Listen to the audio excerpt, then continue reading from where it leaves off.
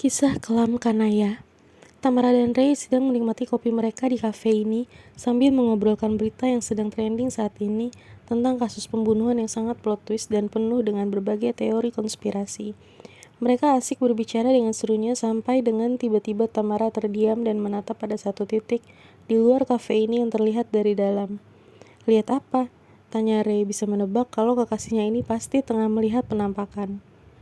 "Cewek, kuntilanak paling," ujar Tamara enteng. Lalu mereka melanjutkan obrolan mereka yang berapi-api itu. Gibah yang intelek, istilah mereka menamakannya.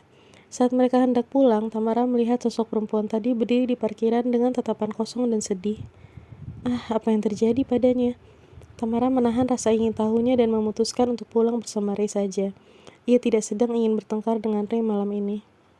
Dasar Tamara nekat, karena penasaran ia memutuskan kembali ke kafe itu malam ini setelah Ray mengantarnya tadi. Padahal jam sudah menunjukkan hampir pukul 11 malam. Melihat sosok tadi, mengingatkannya pada sosok Dita. Namun sosok yang dilihatnya tadi lebih terlihat suram. Ia menemui sosok itu tengah berdiri di parkiran seperti tadi sambil memandangi mobil-mobil yang keluar dari kafe itu. Karena jam operasionalnya yang sedikit lagi berakhir, Tamara mengklakson mobilnya dan makhluk itu serta-merta menoleh ke arah mobil Tamara. Tamara tersenyum pada makhluk itu dan memberi isyarat tangan untuk mengikutinya. Sungguh Tamara yang berkepribadian unik. Tamara memandang spion tengahnya dan sudah mendapati sosok itu ada di kursi belakangnya. Tanpa takut, Tamara malah menyapanya. "Siapa nama kamu? Kenapa ada di sini? Kamu bisa cerita sama aku," ujar Tamara. "Kanaya," sosok itu lirih. "Boleh tahu kenapa kamu ada di sini?" "Karena aku disuruh nunggu ayah," jawab sosok Kanaya itu. "Ayah kamu masih hidup?" tanya Tamara. Kanaya mengangguk. Tamara mulai merasa kasihan pada sosok ini yang tidak bisa berpulang karena terhalang oleh penantiannya. "Siapa yang nyuruh kamu tetap di sini?" "Ayah. Ayah minta ditunggu agar nanti kami bisa tetap bersama." Tamara memandangi sosok yang mengaku bernama Kanaya itu lebih seksama. Dilihatnya gadis itu terbilang gadis muda dan sangat cantik dengan hidung mancungnya. Rambutnya yang dikepang dua jelas menunjukkan bahwa ia adalah gadis yang lugu. "Padahal kamu bisa pergi kalau kamu mau, Kanaya. Daripada kamu terus di sini bukan lagi tempatmu." Tamara berusaha menyadarkan gadis itu. "Ayah melarangku pergi, aku harus menunggunya," ucap Kanaya. Tamara merasa heran, bagaimana ayahnya tahu tentang konsep pergi ini. "Apa kau masih bisa ngobrol dengan ayah seperti ini?" tanya Tamara penasaran. Sosok Kanaya itu menggeleng. "Ayah jauh, kami berasal dari Jawa Barat, tapi aku mati di sini." "Hah? Kamu tahu kalau kamu udah mati?" tanya Tamara dijawab dengan anggukan Kanaya. "Masih ingat gak kamu mati kenapa?" tanya Tamara makin penasaran karena keunikan sosok Kanaya ini. "Dibunuh ayah," jawabnya dengan ringan. "Bagaimana mungkin ia sudah dibunuh dan masih menunggu ayahnya di sini?" "Kamu dendam sama ayah kamu?" tanya Tamara. "Enggak, aku gak berani melawan dia." "Ibu kamu masih hidup?" tanya Tamara.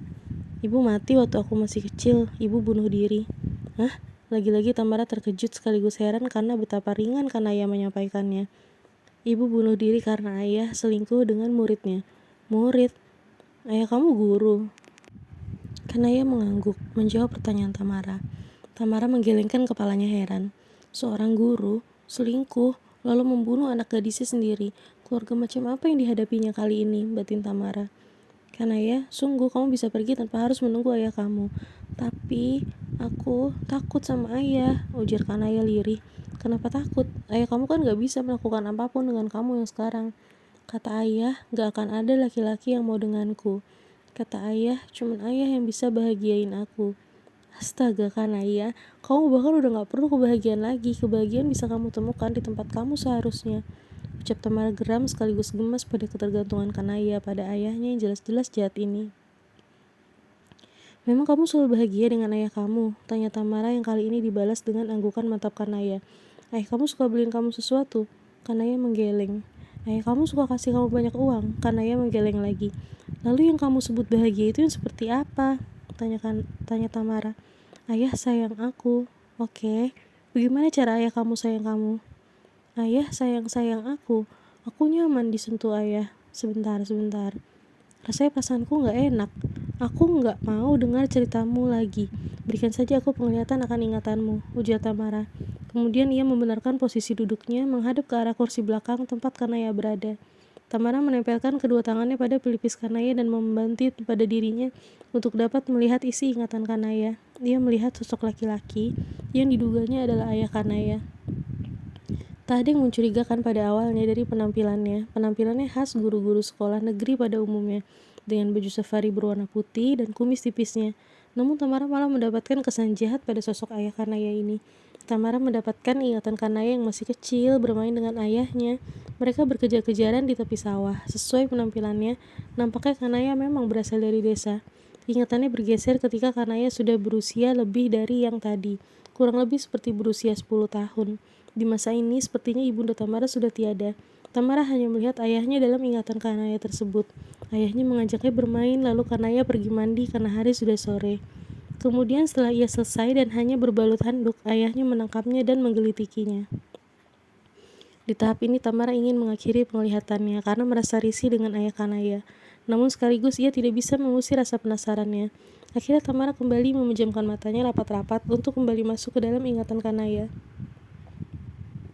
Setelah itu terjadilah. Ayah Kanaya itu menyetubuhi anaknya sendiri. Tamara segera membuka matanya dan mengakhiri penglihatannya atas ingatan Kanaya ini. Ia melepas tangannya yang tadi menempel di pelipis Kanaya. Kanaya pun terkejut dibuatnya. Kanaya, apa kamu tahu apa yang diperbuat ayahmu selama ini ke kamu? Ayah, sayang aku, jawab Kanaya lirih. Enggak, harusnya seorang ayah nggak boleh nyentuh anak perempuannya. Kamu baru boleh disentuh laki-laki setelah nanti kamu menikah, Kanaya, oleh suami kamu, jelas Tamara. Tapi kata ayah, yang boleh nyentuh aku cuman ayah. Makanya aku disuruh nunggu ayah nyusul aku. Kanaya, tahukah kamu kalau selama ini kamu dilecehkan? Kamu sudah diperkosa ayahmu, Kanaya, ujar Tamara emosi. Kata ayah, itu sentuhan lambang rasa sayangnya ke aku karena aku anaknya. Sentuhan sayang ke anak, gak seperti itu Kanaya. Aku gak ngerti, ucap Kanaya lalu air matanya menetes. Ya, hantu pun bisa menangis. Kanaya, pergilah sebelum kamu bertemu kembali dengan ayahmu, ucap Tamara tajam. Ia benar-benar marah pada kenyataan yang baru saja dihadapinya ini. Bagaimana bisa ada seorang ayah yang tidak bisa menahan nafsunya pada anak darah dagingnya sendiri? Ayahnya tak lain adalah hewan. Kanaya sayang, dengar, ikhlaskan kematianmu dan pergilah. Pergilah agar kamu gak bisa lagi ditemukan ayahmu. Ayahmu itu jahat. Ia sama sekali tidak bisa disebut ayah, ucap Tamara marah membuat Kanaya takut. Tapi bagaimana kalau ayah datang dan mencariku, lalu aku tidak ada? Ia pasti sangat marah, ucap Kanaya begitu lirih. Kanaya, kamu tahu Tuhan? Tanya Tamara. Kanaya mengangguk. Pergilah, maka kamu akan bertemu dengan Tuhan. Tuhan akan selalu membahagiakan dan melindungimu. Ya ampun Kanaya, kamu bahkan gak tahu apa yang terjadi padamu, ucap Tamara gelisah sekaligus sedih dan prihatin atas ketidaktahuan Kanaya. Ya, ayah jahat. Terakhir kalinya ia bilang mau sayang aku. Ia memasukkan tubuhnya dari belakang. Sakit sekali. Aku memintanya berhenti. Ayah marah dan membunuhku. Baik, kamu sudah sadar kan kalau ayahmu itu jahat karena menyakitimu? Tanya Tamara berusaha sabar sambil berdoa dalam hati agar Kanaya bisa segera benar-benar pergi dan tidak perlu lagi bertemu dengan ayahnya. Biarkan Kanaya pulang Tuhan dan berikan balasan pada ayahnya. Kasihan Kanaya, ia bahkan tidak tahu apa yang dilakukan ayahnya selama ini. Tamara beringsut meraih Kanaya dan memeluknya. Pergilah Kanaya sayang, Tuhan menunggumu, ucapnya, dan tak beberapa lama kemudian ia merasakan Kanaya sudah tidak ada lagi di pelukannya.